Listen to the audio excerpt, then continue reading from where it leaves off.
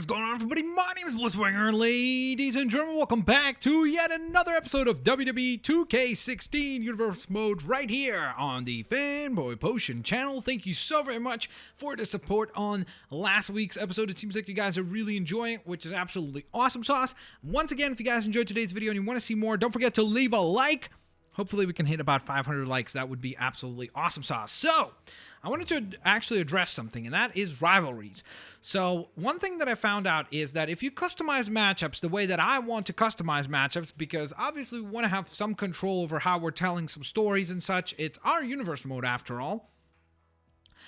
What happens as a result of that is that it, for some reason, then eliminates the rivalry. So, for example, tonight on Raw, I wanted to change the match that the New Day was having because they just wanted to go like, hey, they're gonna wrestle again, because it makes sense, right? Like, if you're gonna have a pay-per-view match of this tag team facing off against one another, why would you then have them face on Raw every week leading up to that? Like, that just doesn't make any sense. That's not any fun. If they're going to wrestle each other for 4 weeks, why would it be any special for them to face off against each other for the 5th week? Unless, if, of course, you're doing the kind of story where it's like, you know, one team has 2 victories, the other team has 2 victories, and then we finally settle it, at the pay-per-view. Something along those lines could make sense. So essentially, what I'm trying to say is that we're not going to use the rivalries thing at the bottom all the time. Sometimes it's going to apply, other times it's not. So keep that in mind. So, that being said, here we are. We kick things off on Monday Night Raw here for this week with Paul Heyman, who came out and said that his client is here tonight. He's going to wrestle. And unlike Seth Rollins, who was very cowardly in his defeat even, well, technically, obviously, he came out as a victor and on top when he defeated Sheamus, Brock Lesnar is going to call out anybody on the roster. There were crickets for a while, and then we heard the sirens. From over on Smackdown, the one and only Mr. Cesaro, the Swiss Superman, comes out, and that's how we arrive at our main event here tonight. It will be Brock Lesnar versus Cesaro. That is going to be absolutely fireworks. I cannot wait to see who takes that one. But we kick things off early on here with the New Day taking on local teammate Dan Pillar and Jim Taxi. Obviously meant to be jobbers. That's the whole point of that. And Big E, very, very dominant here tonight, able to defeat the tag team. They grab the microphones, obviously show off and tell the world just how great the New Day is. New Day rocks, or New Day sucks. That's really up to you, but they certainly were, once again, very entertaining. We then move on to Seth Rollins, who tonight will once again take on Sheamus, but it won't be without any help, unlike last week. Tonight, it's going to be some tag team action, a little bit of a preview of Smackdown as well here, because Kane, of course, is going to be wrestling Dean Ambrose to determine who will move on in the Intercontinental Championship hunt. So that'll be intriguing as well over on Smackdown. But tonight, he will actually be teaming up with a fellow Authority team member, Seth Rollins, to take on Sheamus and Dean Ambrose. And tonight, Sheamus with the bro kick, Dean Ambrose with the dirty deeds. They pin and put out Kane after Seth Rollins is just simply not interested in putting himself in harm's way for the benefit of the Authority. He says, you know what? I got to keep myself nice and fresh for, of course, Extreme Rules. Takes his title, marches right off the actual stage, and we didn't see him for about the last 3 or 4 minutes of that matchup. So you got to give it up to Kane. He tried, but it was just simply not good enough. So then we move on to a rematch, actually from SmackDown last week. If you remember, of course, Paige and Alicia Fox went at it. It was Nikki Bella who actually inadvertently cost Alicia Fox the match. She was going to go for the cheap shot on Paige. Paige moves out of the way, ends up nailing Alicia Fox. Paige gets the momentum to hit the PTO. Alicia Fox steps out, and that was the victory. Tonight, we have a rematch in a Falls Count Anywhere stipulation, and it was just still simply not enough. Paige, once again, able to outsmart the Bella Empire, just simply one step ahead of them along the way. I have to say, if I was a betting man going into Extreme Rules, I would put my money on the one and only Paige, because she seems to have Nikki Bella's number. All the tactics that the Bellas are usually very, very effective with just simply does not seem to work. Paige seems to be one step ahead, and she's slowly but surely destroying the Bella Empire.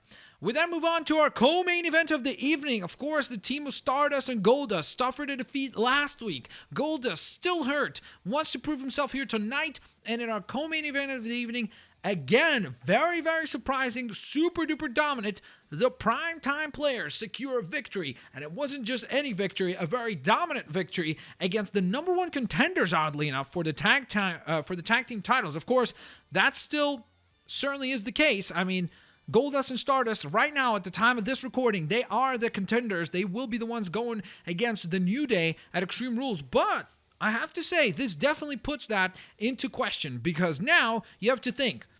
Primetime Players get a victory last week, very impressive against Lucha, and now they get a very, very, very impressive victory against the number one contenders. If it was me, I would consider adding the Primetime Players to that hunt. And now, ladies and gentlemen, here we go. The main event of the evening. Hoo-ha! This is going to be a crazy one. It's Brock Lesnar.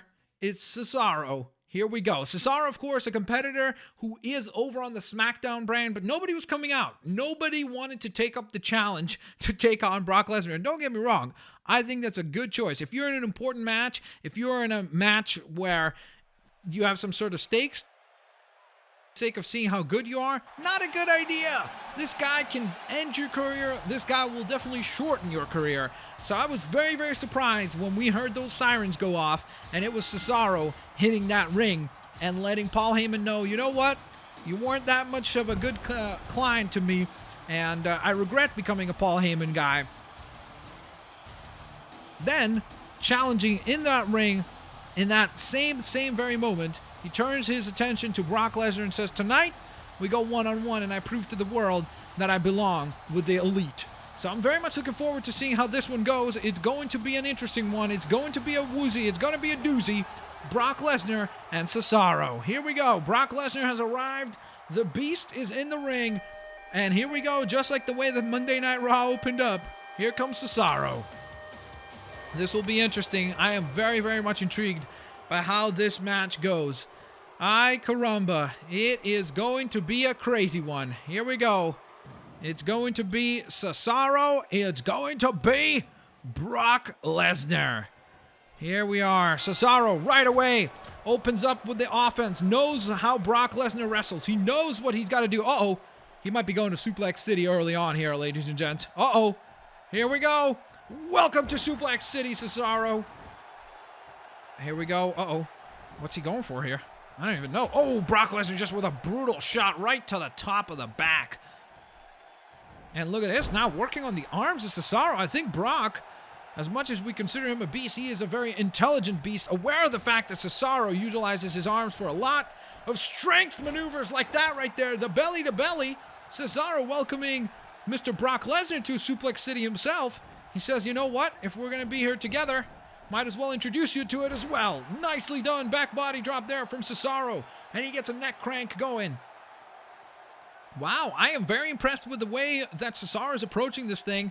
Obviously, he was eliminated at the hands of Bray Wyatt from that Intercontinental Championship tournament. To be honest, though, of course, as I said myself, I think that was not a particularly fair elimination. I mean, the history books will definitely say he lost, doesn't matter. But the fact is, Bray Wyatt did that with the assistance of the rest of the Wyatt family. So, Cesaro, in my book, very, very impressive few weeks here. Oh my goodness, look at that brutal force from Brock Lesnar. He's just trying to pop Cesaro's head open. My goodness, that is a brutal maneuver there. Can definitely cause a lot of troubles. Can definitely slow down the blood circulation throughout your body. Uh-oh. And look at this now, Cesaro with a German of his own. It's like these guys are trying to one-up each other with suplex after suplex after suplex. And look at this now, Cesaro's got him up. Oh, nicely done. Look at that, the bridge, the cover. 1, 2. This reminds me a lot of the matchups that we saw Brock Lesnar have with opponents such as Kurt Angle. I mean, it has the same kind of feel. Uh-oh, though. Here we go, the Beast now with the counter.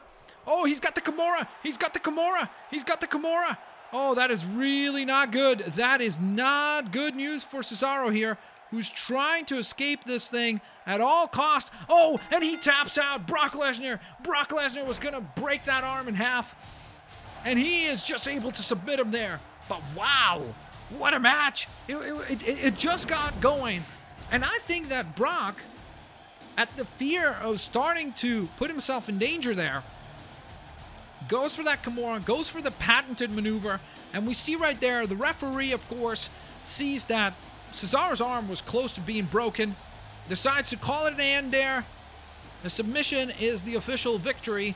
Cesaro very unhappy with this loss, of course, says that he could have got out of it, but you can see right there is nowhere that Cesaro is going. He is locked in position, and there was not much that he would have been able to do there.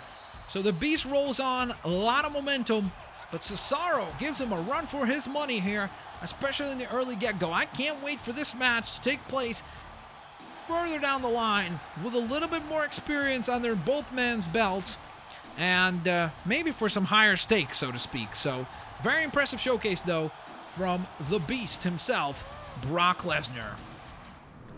Ooh-ah, what a way to get the thing started, huh? That was pretty intense. I really did not expect that to go that way, but hey, that was a pretty cool back-and-forth matchup between those two. So, pretty sweet. Brock Lesnar locks that Kimura, and there's nowhere you're going, my friend. Once that thing is locked in, ay, that's going to hurt. All right, so now we move on to Smackdown, which, as you can see, we're going to have to adjust rivalry matches again. Okay, that's correct. Dean Ambrose and Kane are supposed to wrestle, so I'm glad that that was booked automatically. But we need to have Bray Wyatt and Ryback wrestle. So Cesaro and Bray Wyatt does not make sense here. Not now, at least. So, let's see. Well, two matches really need to be adjusted. Both this one and that one. So, I don't necessarily know how we're going to do that. Let's see. Okay, you know what? We're going to go ahead and adjust this. If I press participants, maybe it won't change.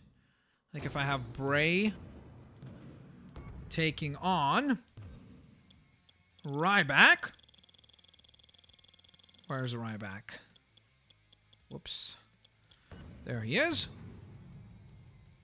So we're going to go ahead and save that up for now. I know that I said we would let Smackdown be booked automatically, but I think that makes more sense. Obviously, we need that to happen because that's our Intercontinental Championship tournament happening. So we have that all figured out. Now we just need to adjust the opening match because we can't have Ryback wrestling both early in the get-go and then at the end. So let's change this. And we could do... Why don't we go on ahead and have a handicap 1-on-2 tag. And we're going to make this Xavier Woods. Oh, no, whoops. It's going to be Cody Rhodes since Goldust is hurting. Wait, where's Cody? Did I put him only on Raw? That might have been something that I did. But it's weird because Cesaro, for example, he's put on only SmackDown, but he appears on both, so it's weird. I don't know how that works necessarily. I don't understand why Cody Rhodes... Oh, wait, it's not... Because it's not Cody Rhodes, it's Stardust, isn't it? Man, I forgot. I was looking for him at C. I'm like, where is he? All right. There is Stardust. And then we are going to go with... Since last time we had Big E and Kofi, gotta mix it up a little bit. We're going to go with Xavier. And let's go with Big E. Xavier and Big E. I don't think we see that combo enough. So why not? There he is. All right. So, here we are. All right, so we have things under control. We can get rocking and rolling here for SmackDown. Once again, guys, if you're enjoying the episode and you want to see more Universe Mode, please leave a like. You can always leave suggestions and ideas in the comments section below as well, in terms of matchups that you're liking, storylines that you're liking, and things that you're not liking, and things that you'd like to see changed or adjusted. And I will obviously take some things into consideration for future episodes. So, that being said, we kick things off on SmackDown with Stardust in a very shocking manner, able to secure a victory with his brother not by his side. Goldust missing, of course, taking a week off finally to heal up that leg, to get into good shape because Stardust convinces him to do so. Obviously says, you know what, you got to be out. You can't compete tonight because it's simply not good for you. We won't be able to even challenge for those titles if you're continuing to wrestle while hurt. So, Stardust, in a shocking turn, able to be victorious when he rolls up Big E after there's a little bit of miscommunication between Xavier and Big E. We don't see that combo all that often, so the two really did not click as a tag team per se there. There's a couple of miscommunication errors, and it cost him big time after the quick roll-up victory by Stardust. Nikki Bella says, you know what? The gloves are off. If the Bella Army cannot get it done, or the Bella Empire cannot get it done, I will get it done here tonight. Unfortunately for her, that was an incorrect assumption because Paige, once again, victorious. And not only victorious, but she is able to tap the women's champion out. That is a big, big deal. If Paige can do that, come Extreme Rules, we will have a new women's champion. And now, ladies and gentlemen, we move on to the next contest of the night. We have Bad News Barrett making his return, and he is stumped by also returning R-Truth. Very, very quick little matchup between the two there. I don't even know why they booked this. Not particularly any storyline to it, but I guess we would come up with something for them. I just didn't expect for these two guys to pop up for no reason like that. Obviously, if we had some time to plan something, we could actually come up with something. But now we move on to, of course, what everybody's been waiting for, and that is the next phase in the Intercontinental Championship Tournament. It is going to be Dean Ambrose versus Kane here tonight in our co-main event of the evening in a very heated matchup. I mean, we saw some of the Authority trying to mess with Dean before the match. We obviously saw some sabotages to his vehicle, not being able to arrive at the arena on time. He still makes it on time. The music hits. Dean Ambrose makes the march. Not even in his wrestling gear, didn't even get time to put on his boots, which is about the only wrestling gear he puts on. But other than that, Dean Ambrose arrives, gets the job done here tonight against Kane. Dirty Deeds, 1, 2, 3. Extreme Rules, it will be Dean Ambrose versus the winner of our main event of the evening. Bray Wyatt or Ryback will be, of course, the other man in that ring fighting for the Intercontinental Championship. So that being said, here we go. Time for our main event of the evening. It is Bray Wyatt, the Eater of Worlds, not accompanied by his Wyatt family, against Ryback. Will Ryback rule here tonight, or will it be Bray Wyatt's victory? Hoo-ha. Here we go, guys. I'm going to have to skip Ryback's entrance for sure. Oh, that's not even Ryback. Doom, doom, doom, doo, doo, doo, doo, doo, doo, doom, doo, doo, doom, doom. There he is. Ryback is just about to arrive now. Bray's in the ring, and here comes Ryback. I'm going to skip his entrance because he's going to pretend like he's the Intercontinental Champion, but he's not, so we can't have that appear. Oh, that's an interesting color for an attire. Here we go, guys. It's Bray Wyatt, and it is Oh, whoa, I messed up. It's not Dean Ambrose. Not yet. Or not, maybe not ever. Who knows? It's Bray Wyatt versus Ryback here tonight. So here we go. And the matchup is underway. Oh, quick lockup here. Bray with the headlock. Unable to secure it. And Ryback with a quick scoop. Got a headlock. And now it's Bray Wyatt trying to... Whoa, look at that. Interesting counter by Bray. And gets it into an actual submission hold. And then bam, big crossbody from Bray Wyatt. Bray Wyatt, like I said, I think Bray Wyatt has a lot to prove in this tournament. Similarly to someone like Dean Ambrose, I think Bray Wyatt has really not shown the best in singles matchups. I mean, historically speaking, he's definitely relied on assistance from others in the Wyatt family. I mean, they do things as a family, I guess. But I just think Bray Wyatt, if he wants to be considered a true threat as a singles competitor, he needs to do more of that. I mean, don't get me wrong. He can put up a tough match for anybody on our roster. But the issue is not just putting up a tough fight. The issue is walking away with the W. And Bray Wyatt has done that very, very, very rarely. So these last few months, I think he's really come into his own as a singles competitor as well. But then again, just last week against Cesaro, he relied on the assistance from Braun Strowman, Luke Harper, and Eric Rowan to get the victory against Cesaro. It was distractions by all three men, which is why this week, neither one of those guys is allowed at ringside. Uh-oh. Look at this, though. Quick counter here. Oh, and Ryback with a big right hand.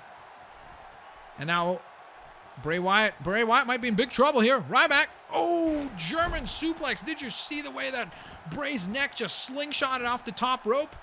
He might be out. He is barely moving. Uh-oh.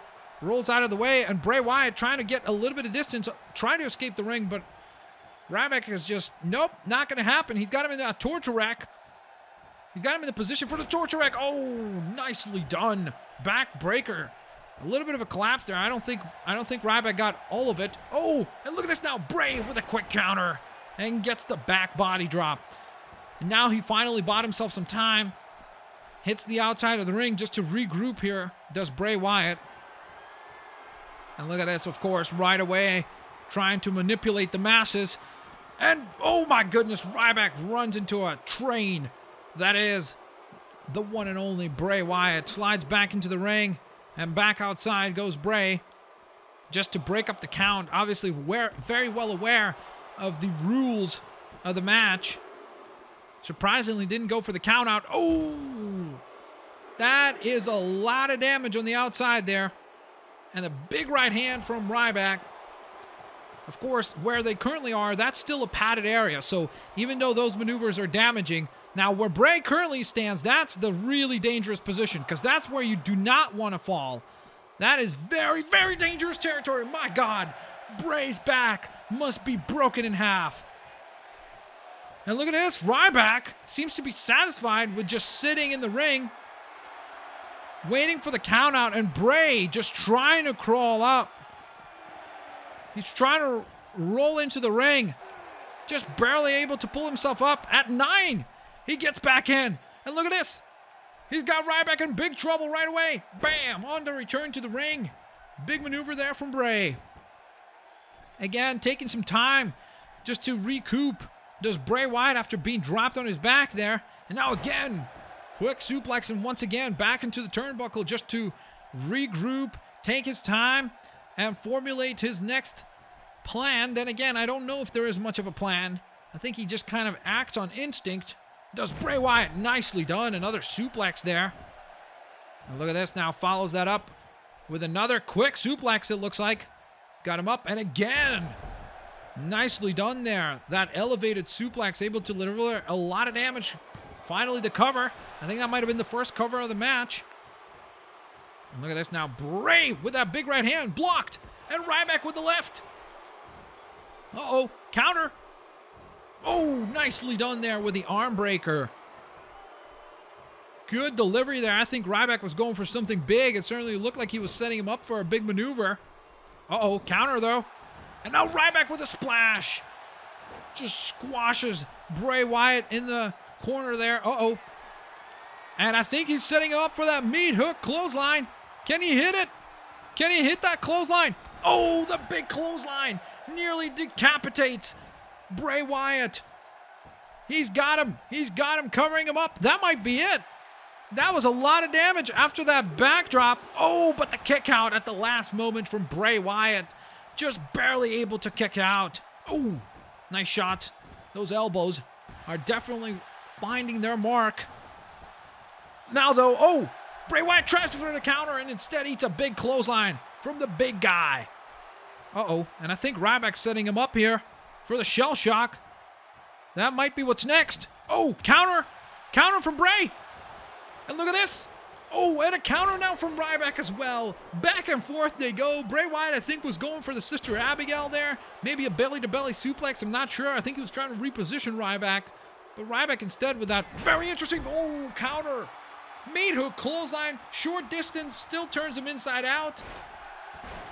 And Ryback is definitely very much set on making it to that finals against Dean Ambrose, but so is Bray Wyatt. The kick out at the last moment, and I don't even think Ryback believes it at this point. I mean, you can see he is out of it. Oh, he catches him midair. Bam! Nice backbreaker. Wow. That was amazing. What a move by Ryback. Oh, and now it's Bray Wyatt with the running STO. Bray Wyatt with the running STO. And he's got Ryback in big trouble, potentially. What's he going for? Just a foot right to the mouth, right to the neck. Oh, nicely done there by Bray.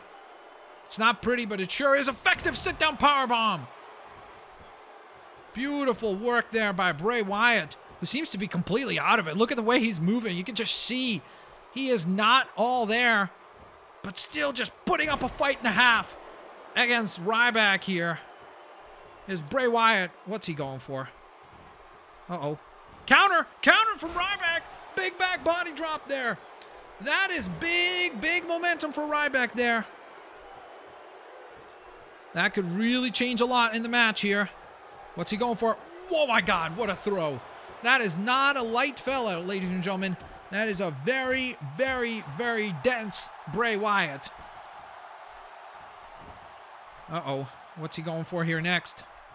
I don't even know. Oh, goes for another meat hook clothesline. Instead gets back body dropped into the corner too. Oh my goodness, Bray Wyatt, big damage there. I'm sure that hurt. And that delivered a lot of harm to Bray Wyatt.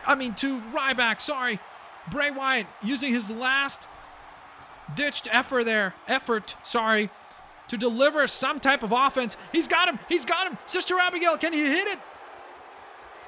Yes, he can. Yes, he can. He is practically out of it, but he definitely hit it. Look at him drag the lifeless corpse of the big guy to the center of the ring, or at least away from the ropes. Good ring presence from Bray Wyatt. Oh!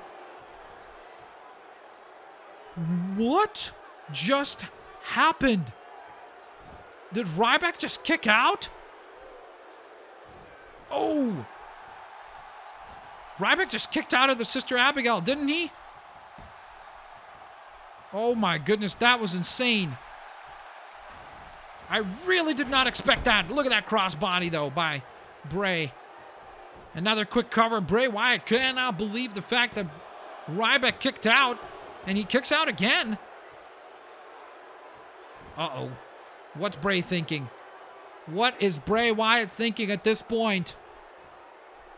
Whatever it is, it's not good for Ryback, or I think any of us for that matter. Uh-oh, he is going up top. This is high risk. High risk maneuver here from Bray. He hits this. This might be it. The cover. 1, 2, 3. What is happening? Ryback is just not set to give up here. Bray's hitting him with everything but the kitchen sink at this point. Seriously, how is Ryback even alive at this point? Bray Wyatt's completely exhausted. Look at that. I think that move might have taken more out of Bray than it actually did take out of Ryback. Look at that, the cover there. I think Bray's head might have been trapped under Ryback's body. Oh my God. He still kicks out. And Bray Wyatt just cannot believe it. What a match, ladies and gentlemen. What a match between these two absolute beasts. They're just putting on a clinic. This is going to be remembered forever. Oh, big clothesline there from Bray. And now the fight is spilling out to the outside. This is definitely not where they want to be. Uh-oh. Here we go. Bam! Look at that throwing suplex.